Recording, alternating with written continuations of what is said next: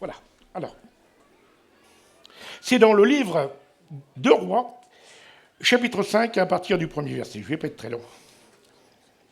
Naaman, chef de l'armée du roi de Syrie, jouissait de la faveur de son maître et d'une grande considération, car cet homme, c'est par lui que cet homme avait délivré les Syriens.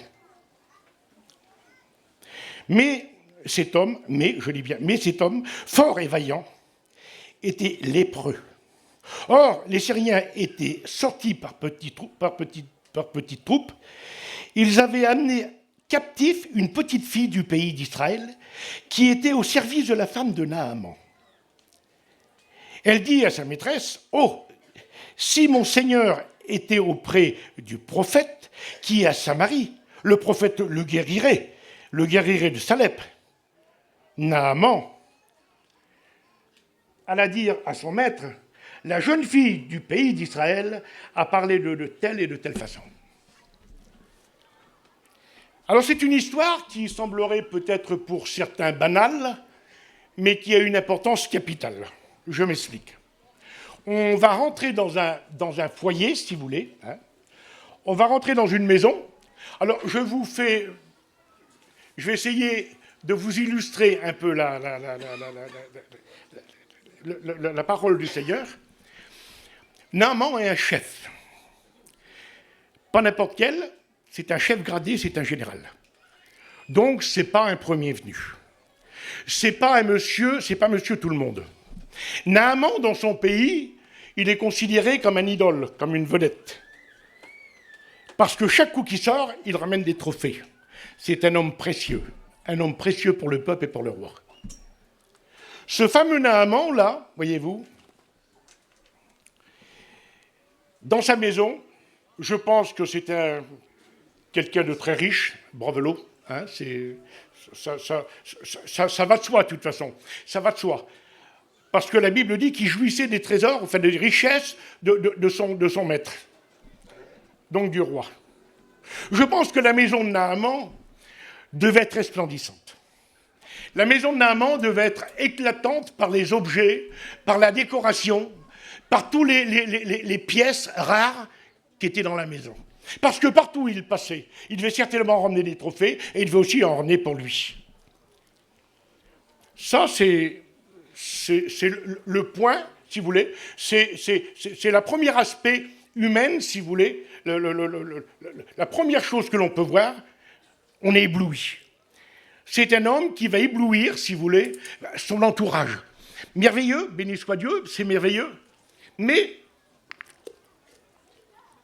il y a la maison, mais il y a aussi le foyer. Et c'est deux choses différentes. Entre une maison et tous les ustensiles qu'il peut y avoir à l'intérieur, qui peut nous éblouir, qui peut même réjouir, c'est bien ça, c'est la maison. Mais il y a le foyer qui est tout à fait différent, c'est tout autre chose. Dans un foyer, on vit à deux, ou des fois plusieurs, si on a des enfants. Mais là il est mentionné, la Bible mentionne l'état d'un foyer. L'état d'un foyer. Naaman était marié, avait une compagne. Et puis, je pense que lorsque les gens voyaient Naaman, ils devaient l'applaudir et peut-être presque le porter sur un plateau. Ça, c'est les réjouissances de l'extérieur. C'est ce que Naaman ressentait, comme il revenait des campagnes de guerre. On l'applaudissait, c'était le grand Naaman qui venait, c'était un homme formidable, voyez-vous. Ça, c'est l'extérieur. Mais il y a aussi l'intérieur. Elle existe. Et j'aimerais vous dire ceci, entre parenthèses. C'est que des fois, on éblouit les gens par notre nom de famille ou ce que nous sommes, par nos biens ou par ce que vous voulez, voyez-vous. Ça, c'est l'extérieur. On éblouit extérieurement. Mais il y a aussi l'intérieur, et on peut pas la dissoudre. On ne peut pas la diviser, on ne peut pas l'enlever, elle existe. Si l'extérieur existe, l'intérieur aussi existe. Et à l'intérieur de la maison, eh bien, c'était pas tout à fait comme ça. C'était pas tout à fait comme ça. Vous voyez, au détriment de ce que les gens pouvaient croire, c'est qu'à l'intérieur de la maison, il se passait des choses terribles. Que seul le foyer connaissait. Alors forcément, on pouvait applaudir, on pouvait faire bravo. Un homme terrible. C'était un conquérant. Mais lorsqu'il rentrait chez lui et sa compagne savaient uniquement la misère qu'il y avait. Alors je pense que Naaman, lorsqu'il était chez lui, il ne devait pas se réjouir comme au dehors. Parce que la Bible dit que c'était un homme fort, vaillant, béni soit Dieu. Il y a des hommes forts et des hommes vaillants. Ça existe, même encore aujourd'hui. Il y a des hommes forts et des hommes vaillants, voyez-vous. Mais à part une chose, c'est que cet homme fort et vaillant avait un problème. Et un problème majeur, un problème de grande importance. La Bible dit que cet homme, avec tout ce qu'il pouvait posséder, avec tout ce qu'il avait, avec toutes les réjouissances et toutes les honneurs qu'on lui faisait, eh bien malgré tout ça, cet homme était malade. Cet homme était atteint de la lèpre. Vous n'avez peut-être jamais vu, vous, la lèpre. Zaï en a vu, puis bien d'autres. Ceux qui ont été en Inde, ils ont côtoyé, hein, ils ont vu. C'est pas beau à voir. Un lépreux, c'est pas beau à voir. C'est pas beau à voir, voyez-vous. Et cet homme, eh bien, peut-être qu'un jour, avec sa richesse et tout ce qu'il avait, un jour, il a vu sur lui, c'est ça la lèpre, une petite tache blanche, minuscule, de rien du tout, voyez-vous. Et puis au fil du temps, eh bien, cette tache grandit, voyez-vous. Et lorsque cette tache grandit, elle vous prend la main, et elle grandit, elle ne s'arrête pas. La lèpre, vous ne pouvez pas l'arrêter. Vous voyez, c'est comme la maladie du jour, la lèpre. La lèpre, c'est inguérissable. Elle vous prend la main, le bras, et le corps. Mais enfin, vous êtes voué à la mort, de toute façon. Vous êtes voué à la mort. La lèpre, lorsque vous l'avez, voyez-vous, lorsqu'elle a monté, qu'elle a pris la main, vous pouvez mettre la main dans le feu, vous ne sentez rien. La main, elle est morte. La main, elle est morte, il n'y a plus de vie, elle est morte. Et puis, lui, il savait, parce qu'à l'époque où il vivait, il connaissait la situation. Il côtoyait journellement de ces genres de maladies. Et il savait que sa vie était vouée comme les lépreux du pays. Alors, je ne sais pas si vous voyez, mais quelle tristesse dans la maison. Alors, on peut faire bravo Naaman, t'es un homme extraordinaire, mon vieux. Tu fais des choses extraordinaires. Tout le monde se réjouit lorsque tu tutoies. Tu es le héros de la nation. Peut-être bien. Mais lorsqu'il rentrait chez lui, c'était le plus misérable des hommes. C'était le plus misérable des hommes. J'aimerais vous dire ceci entre parenthèses. Peut-être que dans l'Assemblée, il y a des hommes qui sont similaires à Naaman, qui ont un grand respect d'autrui par les autres. Ils sont aimés et ils sont portés sur un plateau par les gens. Mais peut-être que dans la situation de la vie, eh bien, ça ne se passe pas de la même façon. Parce que ce qui est au jour, peut-être que ça ne se voit pas. Mais ce qui est à l'intérieur et ce qui est dans la maison, c'est tout autre chose. Et peut-être que cet homme qui paraît être joyeux le jour, pleure la nuit. Parce qu'il a des problèmes. Et les problèmes, vous savez ce que c'est que des problèmes. On en passe des problèmes. Il n'y a pas un individu ici-bas qui ne passe pas de problème. Ça n'existe pas. Une personne sans problème, il n'y en a pas. Ça n'existe pas. Et peut-être que c'est ta situation à toi ce soir. Peut-être que c'est toi ce soir. Ce fameux Naaman, peut-être que c'est toi.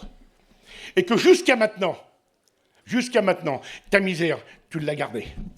Tu l'as gardée et tu n'en fais part à personne. Voyez-vous. Et puis, il n'y a pas de solution. Il n'y a pas de solution. Tu tournes en rond, tu essayes à t'en sortir, tu te débats. Tu te débats, mais sans succès. Tu te débats, mais sans t'en sortir.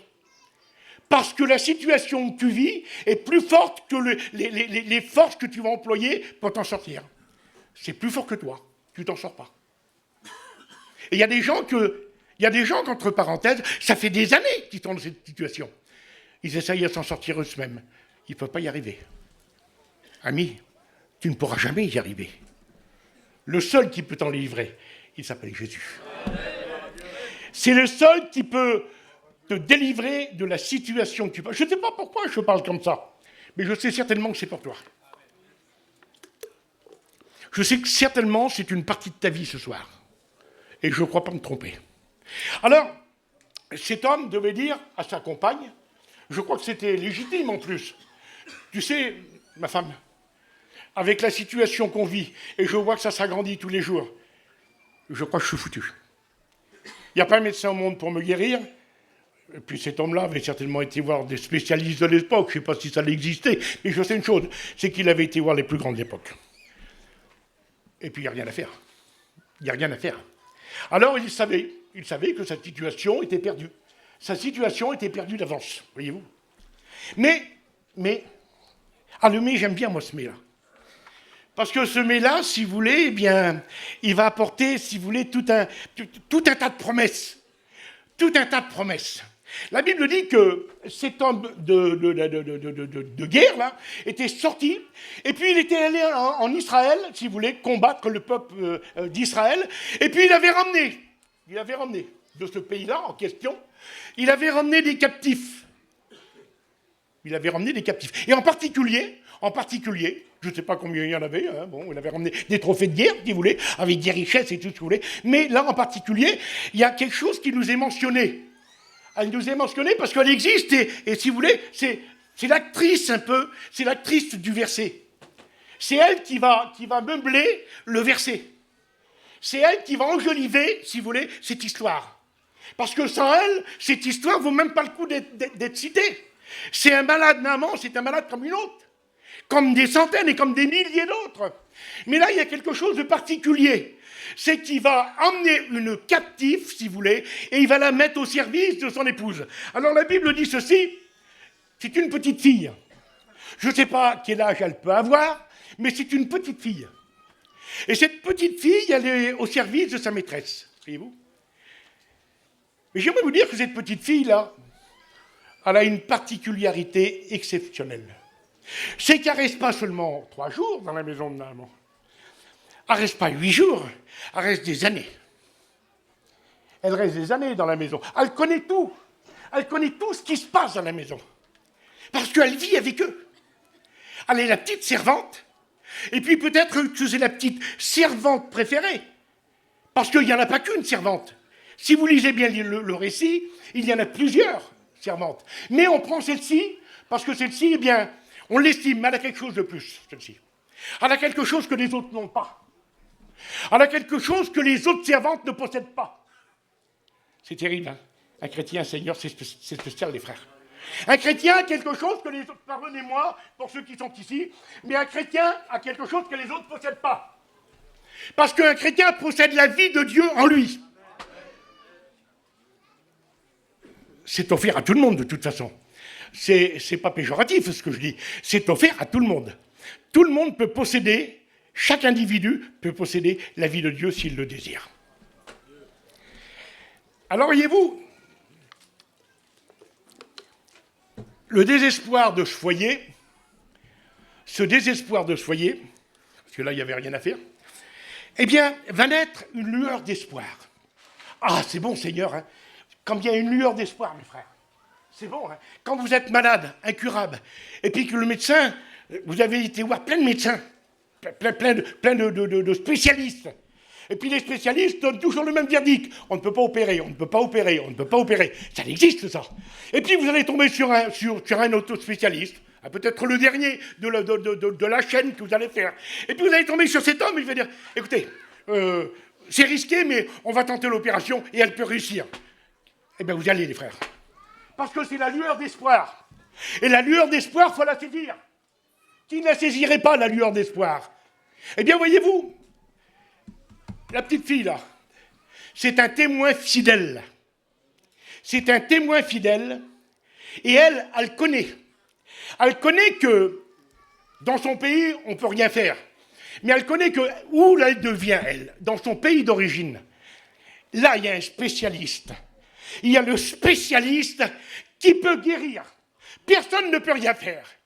Personne, jusqu'à maintenant, n'a pu rien faire. Mais dans son pays, elle va désigner, elle va dire, tu sais, chez moi, là-bas, le spécialiste, là, c'est l'homme de Dieu.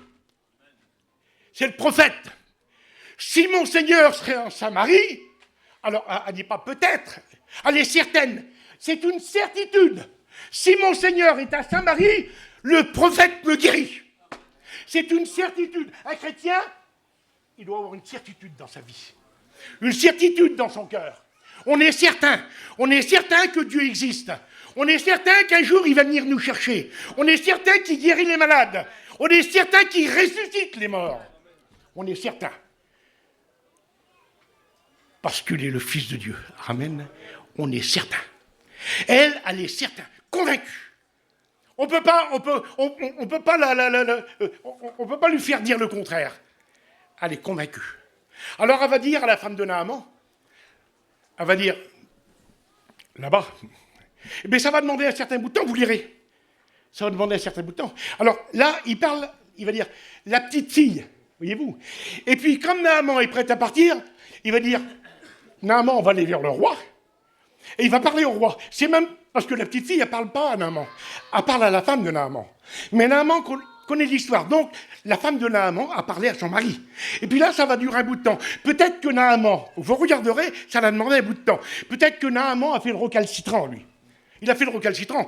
C'était un homme super orgueilleux Naaman. C'était un guerrier, Naaman. On ne pouvait pas lui faire avaler une couleuvre. C'était quelqu'un de solide. C'était quelqu'un, on ne pouvait pas lui dire n'importe quoi, Naaman. C'est un homme de guerre, voyez-vous. Un homme orgueilleux, un homme qui a sa fierté, un homme qui avait sa culture.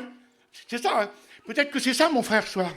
Tu as ta fierté, tu as ton orgueil, tu as ta culture. Et ça, tu passes à côté. Avec ça, tu passes à côté de la guérison. Tu passes à côté de la vérité. À côté de ça, pardonnez-moi ce soir, je ne vise personne, mais à côté de ça, avec tout ça, on passe à côté du salut. Quel dommage. Quel dommage. Alors ça l'a peut-être demandé un bout de temps. Et puis là, la petite fille, là, elle n'est plus petite fille. Vous le lirez, elle devient jeune fille. La jeune fille du pays d'Israël. Non seulement c'est une jeune fille, mais en plus on va la désigner, parce qu'il y en a d'autres. Tu sais, la jeune fille qui vient du pays d'Israël, donc il y en a d'autres. Mais on choisit celle-ci. Parce que c'est celle-ci qu'a dit à la femme de Naaman qu'il pouvait être guéri. C'est elle le témoin. C'est elle le vrai témoin. Quelle beauté comme on a un témoin de Dieu, mes frères. Comme on a un témoin solide. Pas un pantin, excusez-moi de l'expression. Pas un pantin, parce qu'il y en a beaucoup. Un homme solide. Un homme qui connaît, qui dit la vérité. Un homme de Dieu par excellence. Ça existe parmi nous. Béni soit Dieu. C'est que ça existe parmi nous. Il y en a parmi nous. Voyez-vous, beaucoup cataloguent des... Et puis, à juste raison, ils cataloguent des gens qui, soi-disant chrétiens, mais qui ne font pas la fonction de chrétien. C'est un nom seulement, mais ce n'est pas des chrétiens. Mon ami, regarde surtout au vrai. Regarde aux vrais chrétiens. Et tu verras combien ta vie va changer. Combien tu vas pouvoir prendre exemple. Et peut-être combien, par leur témoignage, tu pourras être guéri, et avec ça, tu pourras être sauvé. C'est ça un témoignage, mes frères. C'est ça un témoignage. Alors, c'est bien beau ça, mais voilà, c'est qu'il faut l'accepter. Il faut l'accepter. C'est pas évident à accepter. C'est pas évident à accepter. Surtout de la part d'un tel homme. Hein. Et bien malgré tout, il faut passer par là ou par la porte. Il n'a pas le choix. Et dans ta vie, peut-être que tu n'as pas le choix. Tu n'as pas d'autre choix. Tu as été partout, tu as tout fait. Mais tu n'as pas de résultat. Tu n'as pas le choix. Mon frère, tu n'as pas le choix. Ma sœur, tu n'as pas le choix. Tu sais ce que c'est que le choix? Le choix, c'est le même que Naaman. Il faut que tu t'adresses au vrai Dieu, au vrai Dieu des cieux. Et tout peut changer. Ta vie qui paraît un calvaire, ta vie qui est noire, elle peut changer. Elle peut s'éclaircir, ta vie. Parce que Dieu te donne la possibilité. Ce soir, il n'y a pas un chèque à faire, avec beaucoup de zéros derrière. Ce soir, c'est seulement un oui ou un non. C'est ça, un oui ou un non. Ça ne va pas plus loin. Tu n'as pas des choses extraordinaires à faire. Voyez-vous, moi, quand j'ai trouvé le Seigneur, quand le Seigneur m'a trouvé, ne mettons pas la charrue avant les bœufs. Quand le Seigneur m'a trouvé, j'étais très jeune, j'étais quelqu'un de bizarre. Voyez-vous, comme on a rencontré les frères Loubet, je m'avais mis dans la tête, moi, de taper les 2 pasteurs pour pouvoir partir. de la part du Seigneur. Je m'avais mis dans la tête de taper les deux pasteurs. J'ai tapé les deux pasteurs. Comme ça, je pourrais m'en aller, on va s'en aller de ces gens-là, parce qu'ils ne veulent pas partir. Les beaux-parents ne voulaient pas partir, c'était leur famille. Voyez-vous, ils voyageaient avec leur famille. Et puis moi, avec ces gens-là, nous les chrétiens, chez nous, on n'a jamais accepté. On n'aimait pas ça. On n'aimait pas les chrétiens. On ne sait pas pourquoi d'ailleurs, mais on n'aimait pas les chrétiens. Voyez-vous. Et puis, moi, c'était comme ça. Pour moi, c'était comme ça. Voilà, j'ai tapé les deux pasteurs, et puis je suis comme ça, je vais accrocher, je vais partir de ces gens-là. Voyez-vous. Le Seigneur en avait décidé autrement. Le Seigneur avait décidé tout autrement. Voyez-vous. Ces deux pasteurs, là, un jour, ils sont venus vers moi. Ils sont venus vers moi, j'avais cassé ma voiture. Et puis j'avais 27 ou 28 millions dans la poche, vous avez bien compris. Ils m'ont dit, t'as cassé ton auto, mon frère. Là, j'ai dit, oui. Elle a dit, c'est malheureux. Oui, c'est malheureux, oui. Puis j'étais loin, j'étais en Alsace. Puis je me demandais comment j'allais faire pour revenir chez moi. Bon, ben, il dit, tracasse-toi pas, on va t'en acheter une. J'ai dit, comment ça, vous allez m'acheter une auto? Ben, il dit, oui, on va t'acheter une auto. Ah, c'était Nicodème, ça m'avait choqué, ça m'avait surpris. Et puis un jour, mon beau-frère Moussino, qui est parti près du Seigneur maintenant, on n'était pas trop d'accord, moi, avec mon beau-frère Moussino. Hein. On a eu quelques... J'étais pas un bon gars. On a eu quelques altercations. Et puis un jour, parce que j'étais un orgueilleux, j'étais le plus grand des orgueilleux. Et puis un jour, mon beau-frère, là, il avait trouvé le Seigneur, lui. On était avec les Loubets. Et puis il dit, tiens, on va prier. Si tu veux venir avec nous, ben, j'ai plus on est de fou, plus on s'amuse, mon ami. Et puis je suis monté avec lui dans la voiture. Je suis monté avec lui dans la caravane. Mais il y avait Georges là. Et excusez-moi, hein, je ne sais pas s'il y en a qui ont connu Georges Loubet et Edmond Loubet. Ça, c'était... Excusez-moi. Ça, c'était des guerriers. Ça, je vous assure que c'était des guerriers de l'Évangile. Hein. Seigneur, où ils ont passé, ils ont converti les gens. Pour moi, ça a été les plus grands. Et puis là, je suis monté dans la caravane, Georges ne m'a pas dit un mot, et puis ils ont commencé à prier. Ils ont commencé à prier tous les deux, mon beau-frère et Georges. J'étais assis à côté de mon beau-frère. Et puis j'étais en train de me dire en moi-même, enfin c'est le diable qui mettait la pensée, je chinais tous les matins, moi. Ils ne vont pas me faire croire ça, moi. Hein, on n'est pas des piraclés, quand même. Hein. Et puis ça tournait dans moi. Et puis, tout à coup, vous savez, la Bible dit que tous les hommes, un jour, ont la pensée de l'éternité. Et puis peut-être que ce jour-là, c'était pour moi. J'ai vraiment cité Dieu. Parce que moi, je ne croyais pas en Dieu. Hein. Je vous dis de la part du Seigneur. Hein. Vous m'auriez dit qu'il y avait le diable dans un endroit, j'allais voir si c'était vrai. Je vous assure que c'est vrai. Hein. Je ne vous raconte pas de bêtises. Hein. J'allais voir si c'était vrai. Je croyais en rien. Et puis là, j'ai dit, si vraiment t'es Dieu, et si vraiment t'existes, alors il faut que tu me le montres. Parce qu'ils me disent que t'existes. Et puis Georges était rempli de Dieu. Il y avait l'esprit dans la voiture. C'était rempli dans la voiture. La voiture, d'abord, on en bougeait, la voiture. Et puis là, ça n'a pas demandé des années. Il y en a qui attendent des années. Seigneur, il y en a qui attendent des années. Ça a demandé 2 minutes. Je me suis retrouvé par terre, comment? Mais comment? Alors, ça va peut-être vous faire rire. Je hurlais dans la voiture et j'avais une chandelle comme ça. Et je hurlais dans la voiture. Le Seigneur venait de me toucher. Le Seigneur venait de briser mon cœur. Baptisé du Saint-Esprit. Voyez-vous? Alors, quand on voit tout ça, on peut pas reculer. On peut pas reculer. J'ai dit, oui, vraiment, t'existes. Vraiment, t'existes. Et puis, on a passé par les eaux du baptême, quelques jours plus tard, moi, mon épouse, et une partie de ma famille, voyez-vous? Une partie de ma famille. Mais voilà. C'est que, chez nous, les chrétiens, il n'y en avait pas. Parce que chez nous, c'était des gens bizarres, des gens durs. Il faut les affronter, parce que moi, j'étais élevé avec mes oncles. Hein. Mes oncles, c'est comme mes frères, on a été élevés là, nous. Hein. Mes oncles, c'est comme mes frères. Il faut les affronter les grands frères, là. Et puis les grands frères, ils n'étaient pas toujours commodes. Et puis quand ils ont su que j'étais converti, ça allait un scandale. Un scandale, ils voulaient me dire tuer les pasteurs. Eux. Ils voulaient me dire tuer les pasteurs parce qu'ils m'avaient baptisé. Et puis, le temps a passé. Les rumeurs ont descendu, voyez-vous. Et aujourd'hui, une grande partie de ma famille est convertie. Voyez-vous, c'est ce que Dieu fait dans une vie.